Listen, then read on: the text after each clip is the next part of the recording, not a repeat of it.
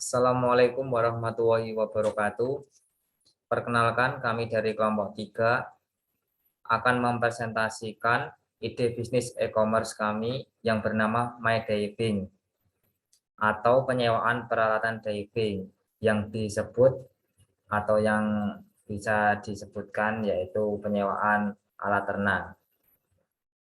Perkenalkan anggota kelompok kami yang pertama yaitu saya sendiri Diko Firmawan, Anissa Nur Hidayati, Eva Diadara Puspitasari, Mila Husna, dan Usman Fadoli.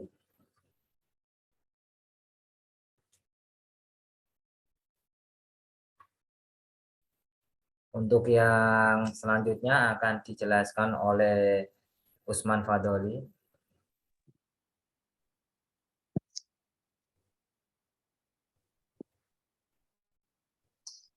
Ini adalah gambaran logo dari perusahaan kami, yaitu My Diving atau penyewaan alat selam. Makna dari logo ini yaitu background yang berwarna biru menggambarkan warna laut dan ikon seorang penyelam lengkap dengan alat selamnya.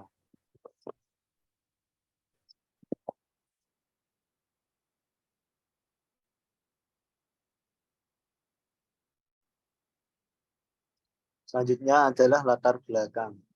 Di Indonesia sendiri dapat dibilang merupakan surga bagi para penyelam. Karena kondisi geografis Indonesia yang merupakan negara kepulauan. Terdapat berbagai tempat yang sudah terkenal hingga ke seluruh dunia, di antaranya adalah Bali, Lombok, Manado, Maluku, dan Raja Ampat Papua. Kekayaan aneka ragam terumbu karang dan biota laut ekosistem yang membuat scuba diving di Indonesia memiliki pengalaman berbeda dibandingkan dengan tempat yang lain seperti hiu paus yang merupakan ikan terbesar di dunia, dapat ditemukan di Teluk Cendrawasih, Papua, dan parimanta yang terdapat ditemukan di perairan Papua. Namun masih banyak orang Indonesia sendiri yang kurang melihat potensi pariwisata bawah air. Banyak orang yang memilih menghabiskan liburan di luar negeri, padahal banyak diver internasional ingin sekali mengunjungi Raja Ampat, Karimun Jawa, Tulambem, Teluk Cendrawasih untuk melakukan penyelaman di daerah itu. Banyak tempat penyewaan alat selam dan penginapan di daerah pariwisata justru lebih banyak orang asing, serta masih sedikit instruktur diving lokal resmi yang mengajar di Indonesia.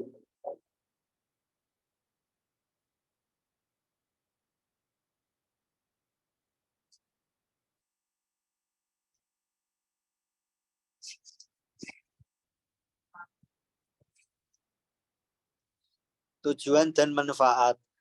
Yang pertama ada tujuan. Tujuan dari usaha ini adalah sebagai sarana untuk mendapatkan keahlian di bidang diving dan mendapatkan lisensi.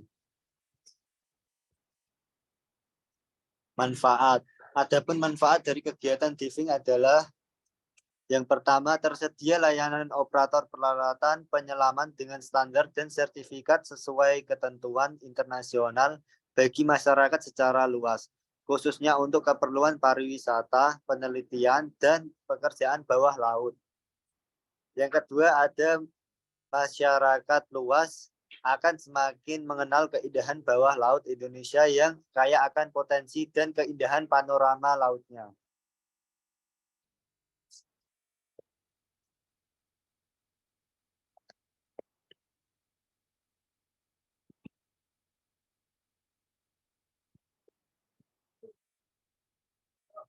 Dan selanjutnya adalah visi dan misi. Visi dari kami menjadi perusahaan penyedia jasa diving course dan diving lisensi yang unggul dan terjangkau di kalangan pelajar dan mahasiswa. Langkah untuk mencapai visi ini adalah satu, menawarkan kursus penyelam yang berkualitas. Yang kedua, menyediakan fasilitas dan peralatan yang memadai Yang ketiga, menyediakan paket harga yang terjangkau. Yang keempat, memiliki tim instruktur yang berkualitas. Yang kelima, ada promosi yang efektif. Dan yang terakhir adalah menjaga kualitas layanan.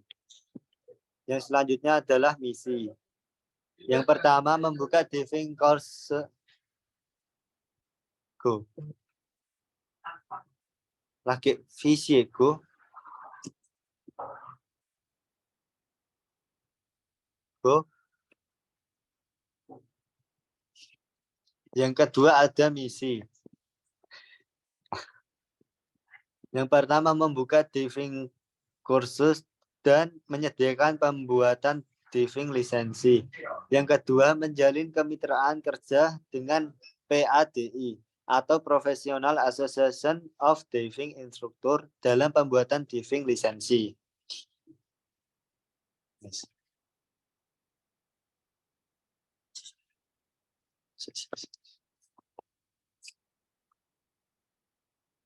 Sing selanjutnya iki aku go.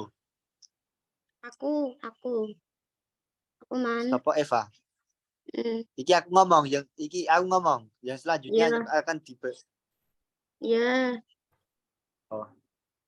Yang selanjutnya akan dijelaskan oleh Mbak Eva. Monggo silakan. Slide selanjutnya adalah struktur bisnis e-commerce MyDiving. Beberapa struktur bisnis e-commerce MyDiving. Yang pertama, pengantar bisnis e-commerce. 2, rencana keuangan. 3, strategi operasional. 4, strategi SDM. 5, strategi pemasaran. Next, Kak.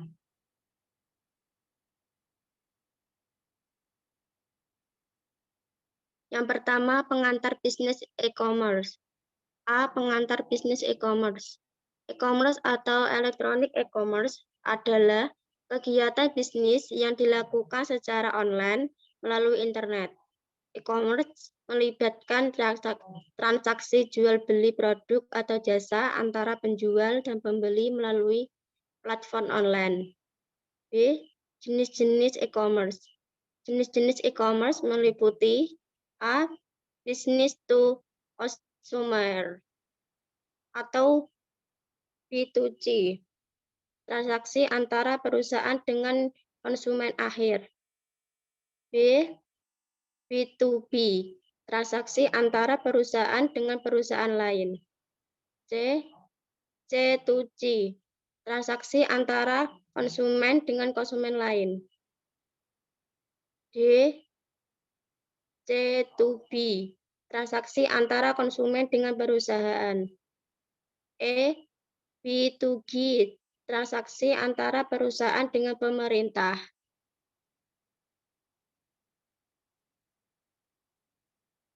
Pengantar bisnis e-commerce. C. Manfaat e-commerce. Manfaat e-commerce bagi pelaku bisnis meliputi A. Meningkatkan efisiensi dan produktivitas bisnis. B. Meningkatkan akses pasar dan memperluas pangsa pasar. C. Meningkatkan kecepatan dan kemudahan transaksi bisnis. D. Mempercepat proses pengiriman dan pengiriman produk. E. Meningkatkan kemampuan untuk memasarkan produk atau jasa secara global. F. Menyediakan data dan analisis yang dapat digunakan untuk mengoptimalkan bisnis. Slide selanjutnya akan dilanjutkan oleh Kak Nisa.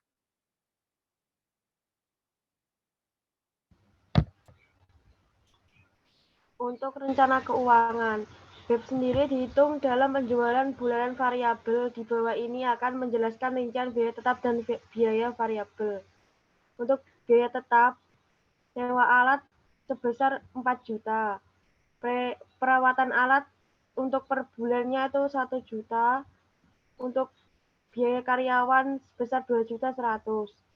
Total cost semua 6.100.000. Next.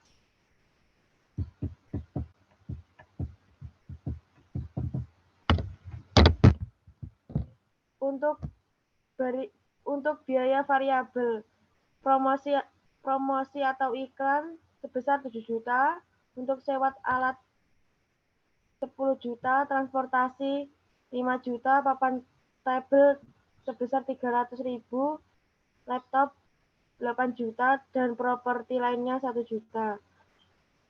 Biaya operasional total 31 juta, 300.000. Next. Rencana keuangan, perhitungan BEP, kapasitas penyewaan di sini dijelaskan bahwa kami menyewakan alat untuk menyelam cukup lengkap dan banyak alat terdiri dari tabung oksigen, kaki katak, boot, baju renang, kacamata, sabuk keamanan, penutup wajah, dan cerobong udara. Di sini kami menyewakan sekitar 50 alat untuk penyelam atau diving selama 1 hari. Tipe alat disewakan per jam, bisa juga 1 hari. Untuk penyewaannya, harga per jam 200.000. Sewa 1 hari 950. Jika tidak memakai pemandu diving lebih murah, kisaran 500.000. Untuk keseluruhan jumlah kapasitas penyewaan alat sebanyak 50 unit per bulan. Next. Rencana keuangan. Kapasitas penyewaan 50 unit. Harga sewa rata-ratanya 600.000.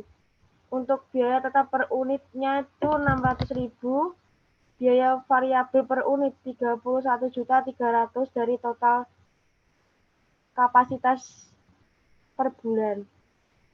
Untuk rumusnya total cost dibagi harga sewa rata-rata. 37.400 dibagi 600 untuk sewa rata-rata.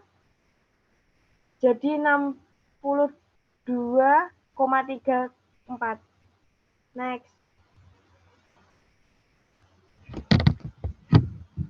Selanjutnya dibacakan oleh Mbak Mila Kusna.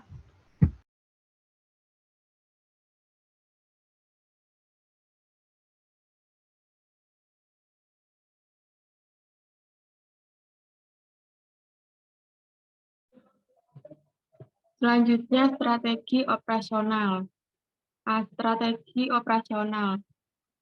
Contoh strategi operasional merupakan suatu rencana yang dibuat oleh perusahaan untuk mencapai tujuan organisasi. Untuk mencapai tujuan operasionalnya. Strategi operasional meliputi berbagai aspek, termasuk ketenagakerjaan dan organisasi perusahaan. B. Ketenagakerjaan. Ketenagakerjaan merupakan salah satu faktor penting dalam operasional perusahaan, karena karyawan merupakan aset. Oleh karena itu, perusahaan harus memperhatikan ketenagakerjaan dalam strategi operasional. C. Organisasi perusahaan. Organisasi perusahaan juga merupakan aspek penting dalam strategi operasional. Perusahaan harus memiliki struktur organisasi yang jelas dan efektif untuk memastikan bahwa setiap karyawan memiliki peran dan tanggung jawab yang jelas. Selain itu, perusahaan juga harus memiliki sistem manajemen yang baik untuk memastikan bahwa operasional perusahaan berjalan dengan lancar. 4. Strategi SDM. Permasalahan tersebut dikelompokkan dalam 5 unsur, yaitu nomor 1, sasaran, nomor 2, faktor, nomor 3, aktor, nomor 4, tujuan, dan nomor 5, alternatif strategi. Nah, strategi SDM. Sasaran adalah apa yang ingin dicapai melalui strategi pengembangan usaha seperti sektor wisata bahari di Pulau Karimun Jawa. Dalam hal ini, tujuan yang ingin dicapai adalah pemberdayaan masyarakat melalui pengembangan sektor wisata bahari di Pulau Karimun Jawa. Yang dimaksud pemberdayaan masyarakat adalah sebuah proses pendidikan dalam rangka merubah pola pikir masyarakat, khususnya masyarakat pulau kecil di Pulau Karimun Jawa yang pada awalnya memiliki anggapan bahwa sumber daya laut yang dapat dimanfaatkan dinilai Padahal SDA laut memiliki nilai ekonomi yang tinggi apabila dimanfaatkan sebagian.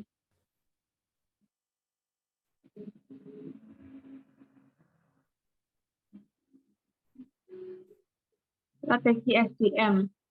Faktor. Ada beberapa faktor yang harus dipertimbangkan dalam rangka pemberdayaan masyarakat melalui pengembangan wisata bahari dalam mendukung usaha mikro di Pulau Karimun Jawa, yaitu nomor 1 sumber daya alam, nomor 2 sumber daya manusia, nomor 3 sumber daya buatan, nomor 4 good political will, nomor 5 faktor politik, dan nomor 6 sarana dan prasarana.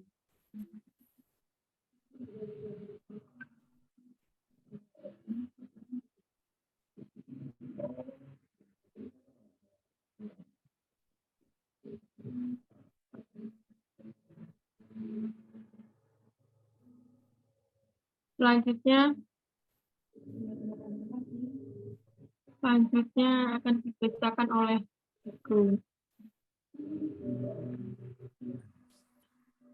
Untuk yang selanjutnya yaitu strategi SDM yang sasaran. Sasaran adalah apa yang ingin dicapai melalui strategi pengembangan usaha kecil sektor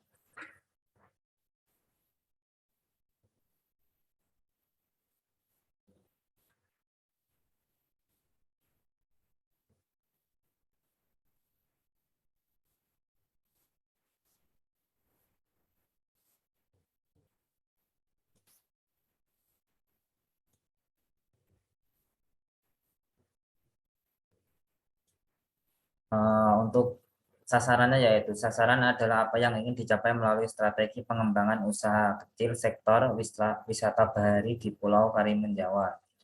Dalam hal ini tujuan yang ingin dicapai adalah pemberdayaan masyarakat melalui pengembangan sektor wisata bahari di Pulau Karimun Jawa.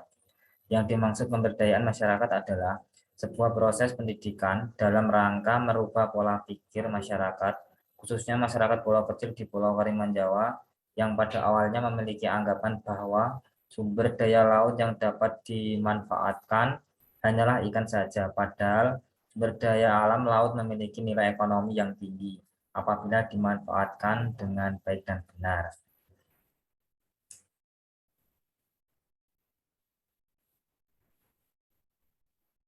Untuk yang selanjutnya yaitu strategi SDM faktor. Ada beberapa faktor yang harus dipertimbangkan dalam rangka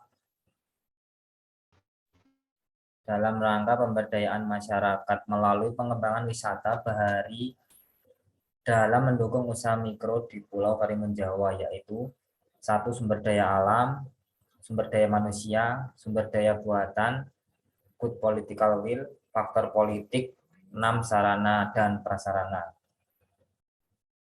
Yang selanjutnya yaitu strategi SDM aktor.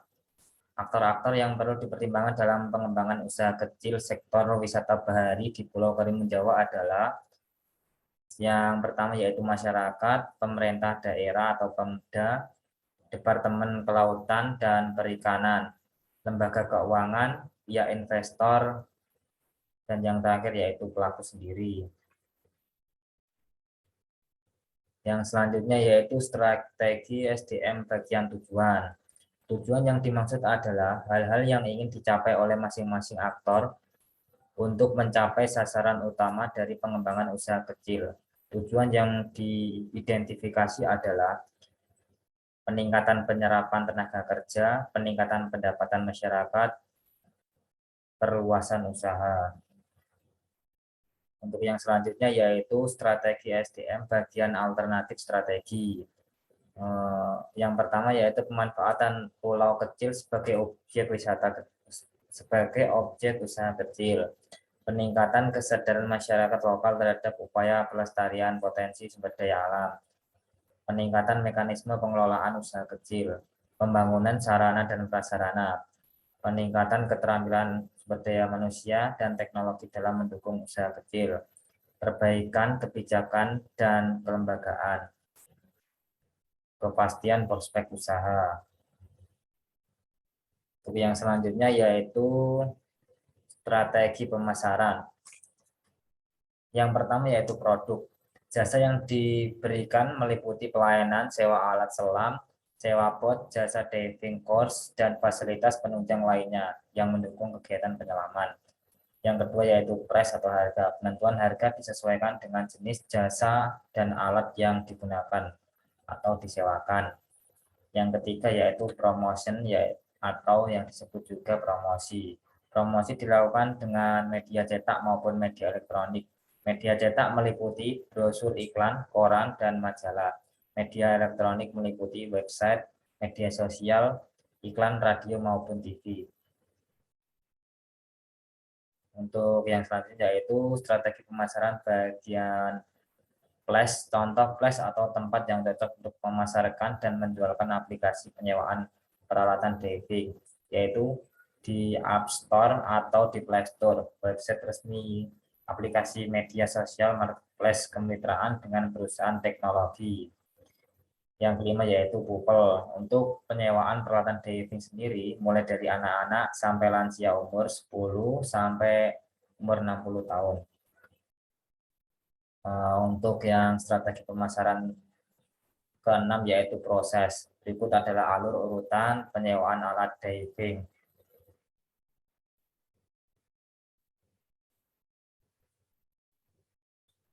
Yang pertama yaitu pertama kita mengunduh aplikasi.